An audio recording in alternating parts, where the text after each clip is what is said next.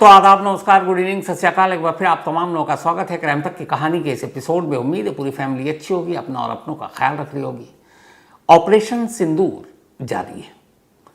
ऐसा लगा था कि 6 और 7 मई की रात जो कुछ हुआ, 9 टेरर कैंप, 3 बड़े आतंकवादी संगठन, उसको नेस्तो नाबूद कर दिया गया और फिर शायद अब धीरे धीरे मामला ठीक हो जाएगा। लेकिन नहीं, ऐसा नहीं था। ऑपरेशन सिंदूर जारी था और इसकी झलक कल रात से आज तक दिखाई दी। पाकिस्तान के अंदर लाहौर से लेकर कराची, सियालकोट, रावलपिंडी ड्रोन की झड़ी लग गई हमलों की। और उसकी वजह यह थी कि पाकिस्तान के एयर डिफेंस सिस्टम को तहस नहस करना। एयर डिफेंस सिस्टम यानी कि वो सिस्टम जो जब उनके आसमान में, उनके वायु में, उनके एयर में अगर कोई missile, plane, fighter jet, drone जाता है तो वो उसको डिटेक्ट करते हैं, पकड़ते हैं और फिर उस हिसाब से दुश्मन के खिलाफ कार्रवाई करते हैं। लेकिन जब एयर डिफेंस सिस्टम को ही आप तोड़ देंगे तो उन्हें पता ही नहीं चलेगा कौन सा प्लेन कब घुसा, कौन सी जंगी जहाज आई, क्या हुआ। तो भारत ने ये तमाम एयर डिफेंस सिस्टम खासतौर पर लाहौर के तहस नहस कर दिया। लेकिन क्यों किया? ऐसा नहीं है, इसकी वजह पीछे की भी एक वजह है, लेकिन ये पूरी कहानी सुनाओ। उससे पहले कल बहुत सारे लोगों के मेल आया। ऑपरेशन सिंदूर, 9 टेरर कैंप को नेस्तो नाबूद कर दिया गया, सब कुछ ठीक। लेकिन ये हुआ कैसे? क्योंकि ऑपरेशन सिंदूर के तहत प्लानिंग तो सब कुछ हो गई, एग्जीक्यूट कैसे हुआ, किसने किया, वो कौन से फाइटर जेट, वो जंगी जहाज थे जिन्होंने इस कारनामे को अंजाम दिया? तो कुल 3 हमारे फाइटर जेट, उनके ही सर पर इस पूरे ऑपरेशन को पूरा करने की जिम्मेदारी थी। एक नई नवेली दुल्हन जो भी हाल में राफेल, जब राफेल पहली खेप जब भारत पहुंची तो आपने देखा होगा दिन भर लाइव चला था। उस वक्त राफेल दुनिया के सबसे खतरनाक फाइटर जेट में से एक माना जाता है। उसकी वजह यह है कि एक साथ 200 दुश्मनों से अगर घिरा हुआ तो उनको चीर कर निकल जाए। यह आसमान में बिल्कुल खड़ा हो सकता है, स्थिर हो सकता है, एक जगह रुक सकता है और फिर जब ज़रूरत पड़े तो बिजली की गति से ये चीरते हुए निकल सकता है। इस एक राफाल की कीमत ही लगभग 1700 करोड़ रुपए है। 1700 करोड़ एक राफेल की कीमत। फ्रांस से हमने खरीदा 36 राफेल और ये 59,000 करोड़ रुपए का डील था, 59,000 करोड़ रुपए। तो इस ऑपरेशन सिंदूर के लिए जो पहली पसंद है वो राफेल के बाद सुखोई बिजली की गति से काम करती है। और सबसे खास बात सुखोई की कि डिफेंस बड़ा कमाल का करती है। आप जब मैच होता है तो आपको फुटबॉल में स्पेशली डिफेंडर भी चाहिए होता है। 2 लोग हमला करें तो एक आपको सपोर्ट करे, आपको डिफेंस करे। तो दूसरा जिसका इस ऑपरेशन सिंदूर में इस्तेमाल किया गया है वो है सुखोई MKI और तीसरा मिराज। रोल ये प्ले करना था कि राफेल और मिराज ये दोनों मिलकर इन 9 आतंकी कैंप पर हमला करेंगे और सुखोई उनका ढाल बनेगा। जब ऑपरेशन का वक्त सब कुछ फिक्स हो गया तो 6 मई की रात अंबाला एयरफोर्स, साथ ही 6 मई की रात बरेली एयरफोर्स एयरपोर्ट जो है अपना, और एक श्रीनगर, यहाँ से मिराज, सुखोई और राफेल उड़ान भरता है। लेकिन अब इन तीनों को सिर्फ उड़ान भरने से तो कुछ होगा नहीं। इनको वो चीज़ें तो चाहिए जो दुश्मन पर गिराना है। तो उन चीज़ों से भी इनको लैस करना ज़रूरी था। अब वो चीज़ें क्या थी? हाल के वक्त में दुनिया की सबसे ख़तरनाक मिसाइल और बॉम्ब, जिनसे राफेल को, जिनसे सुखोई को, जिनसे मिराज को अटैच करना था।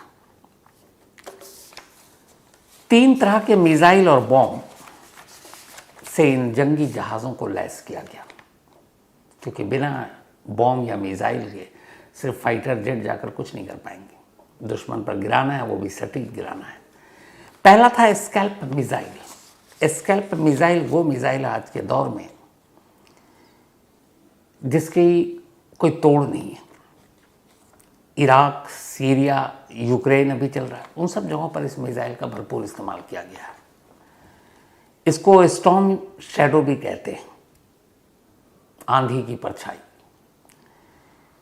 अगर लंबी दूरी तक मार करना है दुश्मन है तो फिर इससे बेहतर कोई नहीं है स्कैल्प मिसाइल से। इसकी खासियत यह है कि इस तरीके से इसे डिज़ाइन किया गया कि ये 1300 किलो तो इसका वेट ही 1300 kg है। सोचिए 1300 किलो का मिसाइल यानी कि बॉम्ब, और इसे बनाया है यूरेनियम कंपनी ने, MBDA ने।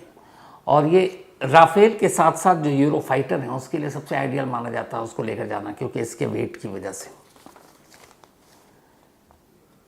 इस मिसाइल की खासियत है कि अगर इसको राफेल के साथ आपने अटैच कर दिया और राफेल को सौंप दिया तो डेडली कॉम्बिनेशन हो जाता है।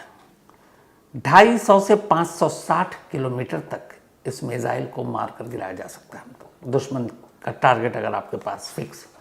राफेल इसको लगभग 1300 kg का ये मिसाइल 1000 किलोमीटर पर आवर के हिसाब से लेकर जाएगा और दुश्मन का जो फिक्स टारगेट लॉक है वहाँ पर इसको गिराएगा। तो एक स्कैल्प मिसाइल का इस्तेमाल किया गया। दूसरा था हैमर मिसाइल, जिस पर ऑपरेशन सिंदूर के तहत हमला किया गया। ये भी एक गाइडेड मिसाइल है। आप इसको फाइटर जेट के साथ लगाइए और उसके बाद तय जगह पर इसको गिराइए। ये आसमान से नीचे की तरफ, कई ऐसे मिसाइल हैं तो जो एयर टू एयर मार करते हैं, ये ऊपर से नीचे की तरफ मार करता है।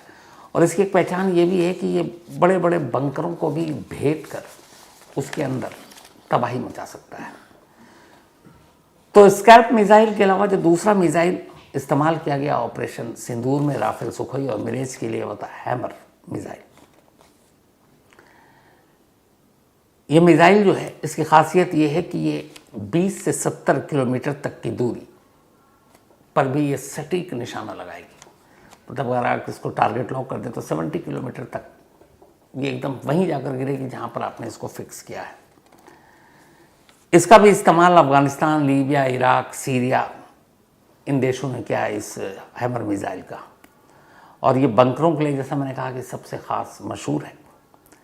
तो और ये एक राफेल जेट जो है, अपनी राफेल, ये 6 हैमर मिसाइलों को एक साथ ले जा सकता है। 6।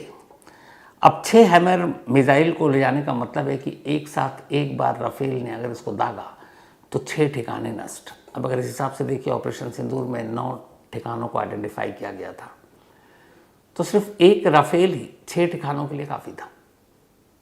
उस हैमर को उसके साथ अटैच कर और जब गाइडेड मिसाइल के साथ इसको आसमान से छोड़ा गया तो ये एक बार में 6 हैमर मिसाइल को अपने साथ कैरी कर सकता है और 6 टारगेट एक बार में नेस्तो नाबूद कर सकता है।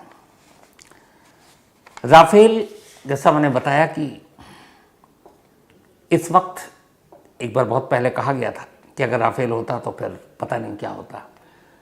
जिसके पास है समझ लीजिए कि फिर करिश्मा ही करिश्मा है, क्योंकि एक साथ 200 दुश्मनों से घिरने के बावजूद भी उनको चकमा देकर निकल सकता है, उनको मार सकता है। कमाल ये है कि इसकी स्पीड जो है वो इतनी है कि आप इसके पकड़ में नहीं आ सकते। 3800 to 4000 किलोमीटर पर आवर अगर इसको खुला आसमान दे दे तो सोचिए 4000 किलोमीटर की स्पीड से उड़ सकता है।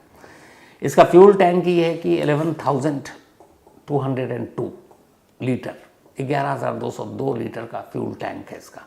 और ऊपर से कमाल ये है कि अगर मान लीजिए ये लंबी जंग पे या फंस गया दुश्मनों से, पेट्रोल खाली हो गया, तो घबराने की ज़रूरत नहीं है, नीचे आने की ज़रूरत नहीं है।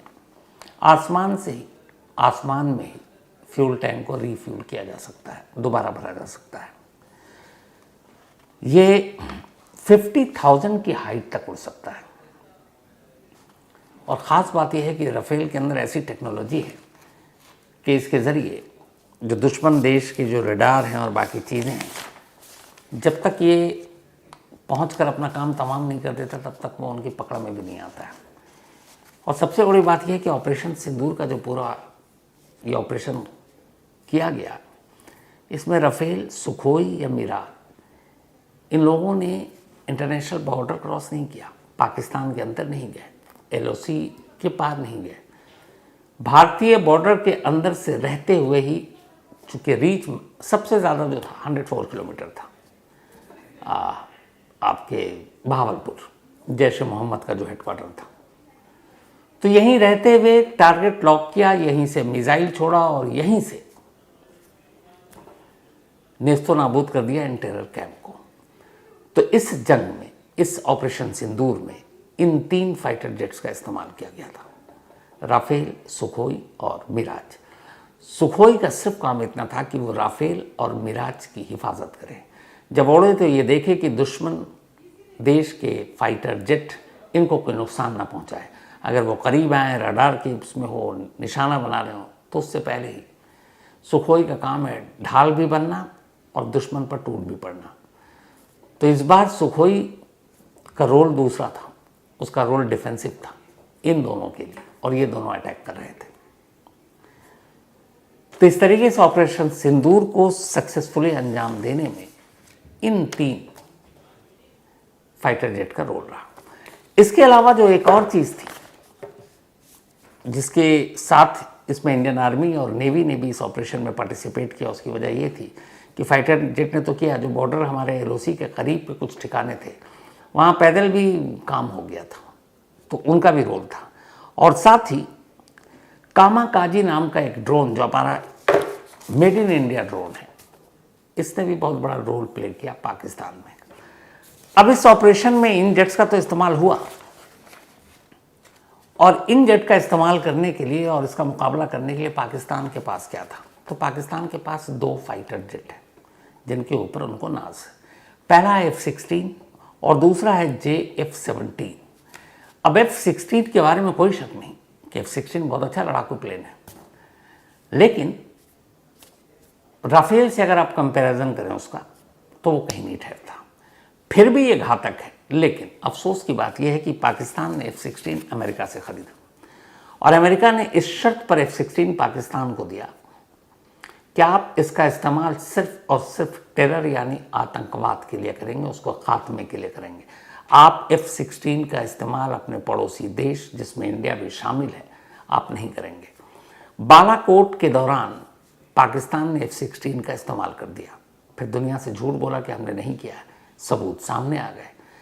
तब अमेरिका ने बुरी तरह हड़काया था पाकिस्तान को कि जिस करार के तहत हमने आपको लड़ाकू विमान F-16 दिया है, आपने उसके इस्तेमाल में नियम का उल्लंघन किया, और दोबारा करोगे तो फिर कल पुर्जे पाठ और आगे तो भूल जाओ, जुर्माना अलग, बाकी जो है वो भी बंद कर देंगे।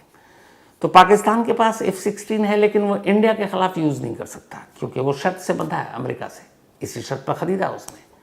तो F-16 एक तरह से उसके लिए खिलौना है, क्योंकि खिलौना क्या, नुमाइश में रखा हुआ खिलौना है।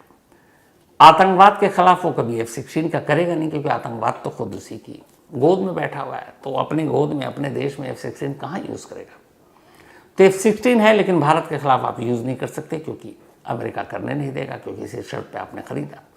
दूसरा बचता है JF-17, ये मेड इन चाइना है। अब मेड इन चाइना का माल कितने दिन चलता है, कितनी वफादारी से चलता है, कब धोखा दे दे, इतनी कहावतें हैं कि इसके बारे में कुछ बोलूँगा नहीं। तो JF-17 जो है वो भी है तो मेड इन चाइना, ले रखा है पाकिस्तान ने, लेकिन अब उसके कल पुर्जे और बाकी चीज़ों के लिए भी उसकी हालत ख़राब है। सबसे बड़ी बात यह है कि JF-16 शायद जो सुखोई या फिर मिराज की मैं बात कर रहा हूँ, राफेल की बात ही नहीं कर रहा हूँ, जो उनके पुराने वर्जन हैं JF-17 लगभग वैसा है, नए वर्जन का भी तो मुकाबला नहीं, और खैर राफेल के आगे तो कोई मतलब ही नहीं बनता है। तो ये पाकिस्तानी एयर डिफेंस या पाकिस्तानी फाइटर जेट की कहानी है कि राफेल, सुखोई या मिराज से वो कैसे मुकाबला करेंगे। F-16 यूज़ कर नहीं सकते, JF-17 मेड इन चाइना, बाकी आप समझते हैं। अब हुआ ये कि जब ऑपरेशन सिंदूर हुआ तो पाकिस्तान की फ़ौज और पाकिस्तान की सरकार को तो ये दिखाना था कि भाई हमें भी कुछ करना है। तो उन्होंने LOC के ऊपर गोलीबारी और ये सारी शुरू कर दी। एक गुरुद्वारे पे हमला किया जिसमें 3 लोगों की मौत हो गई, और फिर आम नागरिकों को निशाना बनाया। कुल मिलाकर करीब 29 लोगों की मौत हो गई और बहुत सारे घायल हैं। पाकिस्तान ने ये सब कुछ किया। इसके अलावा एक और चीज़ की जिसका फिर पलटवार किया गया।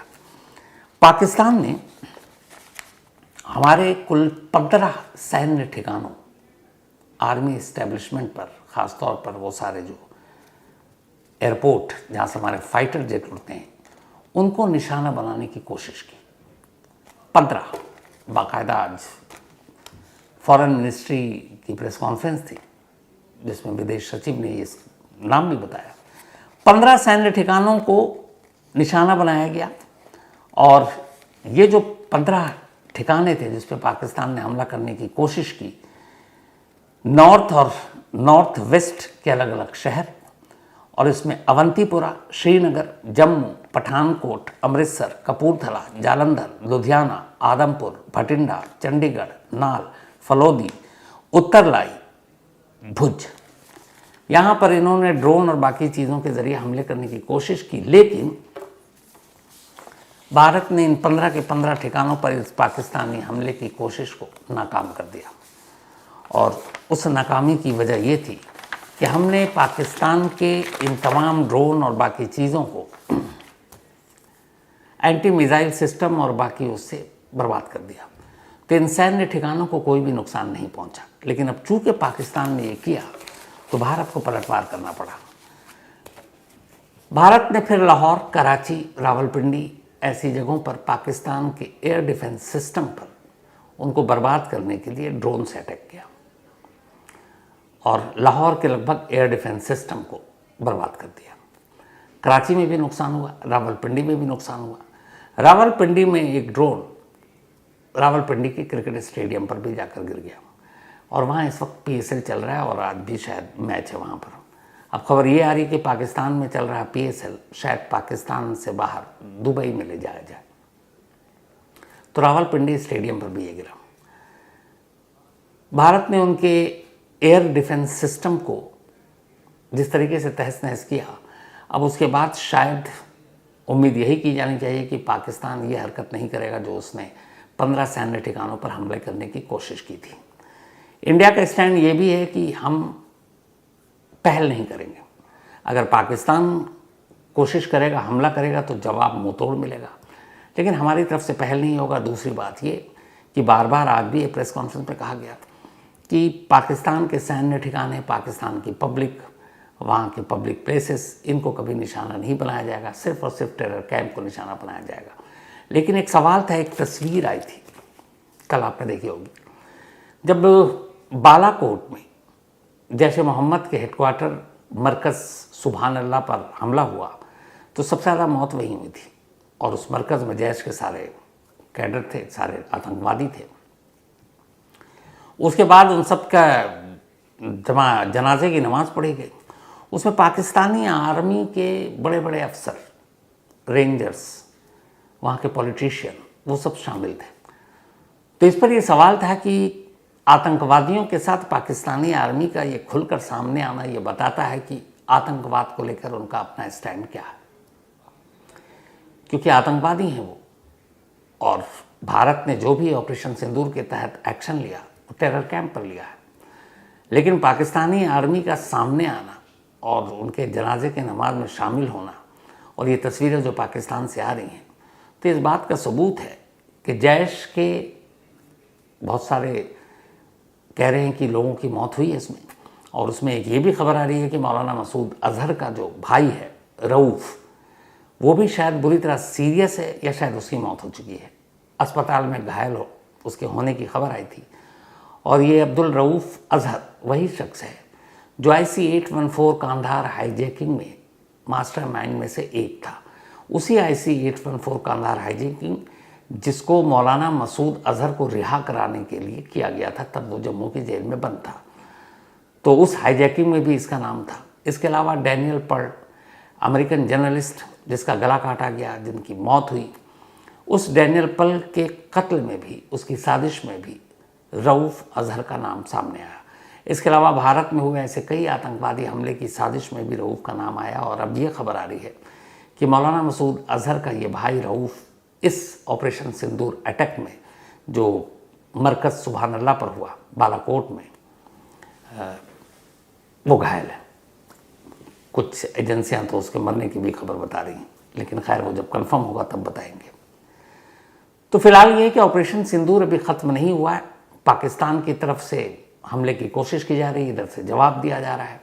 15 सैन्य ठिकानों पर उनके हमले को नाकाम कर दिया गया है। लाहौर के एयर डिफेंस सिस्टम को नाकाम किया गया है। अब अभी मुझे लगता नहीं है कि सरहद के इस पार या उस पार किसी शांति की आप उम्मीद रखें, क्योंकि अगर कुछ होता है तो इधर से जवाब तो मिलेगा और जवाब भरपूर दिया जाएगा। तो इस तनावपूर्ण माहौल में जो भी अपडेट होगा, जो भी चीज़ें सामने आती जाएंगी, आप तक पहुंचाऊंगा। फिलहाल इतना ही। अब आपसे मुलाकात होगी कल रात 9 बजे किसी नई कहानी के साथ। तब तक अपना और अपनों का ख्याल रखिएगा। Thank you very much.